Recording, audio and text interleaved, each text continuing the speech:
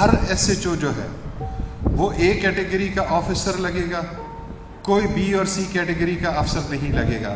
پنجاب میں کوئی S H O ایسا نہیں لگے گا جس کے میجر پینلٹیز 2 سے زیادہ ہوں، اور وہ ہم ریڈیوس کرتے جائیں گے۔ پنجاب میں ایسا کوئی ایس ایچ او نہیں لگے گا جس کے خلاف کوئی کرمنل کیس چل رہا ہو، انڈر انویسٹیگیشن ہو یا ٹرائل میں ہو۔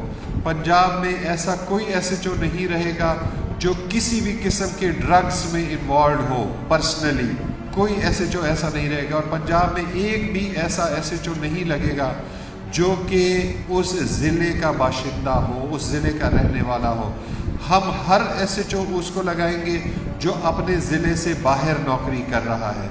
ہم اس طرح کا کوئی کمپرومائزڈ آفیسر نہیں لگائیں گے جو کسی بھی پریشر میں آ سکتا ہے۔ ایسا کوئی بھی افسر ایس ایچ او نہیں لگے گا جو کسی بھی لوکل پولیٹیشین کے، کسی انفلوئنشل کے، کسی مالدار آدمی کے پریشر میں آ سکے گا۔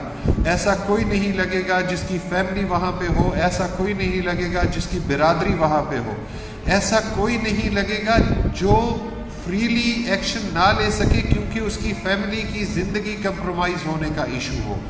سو یہ ڈیسیجن اس کو ہم بہت ڈیلیجنٹلی اس کو کریں گے۔ کوئی ایس ایچ او پنجاب میں اپنے ضلع میں نہیں رہے گا۔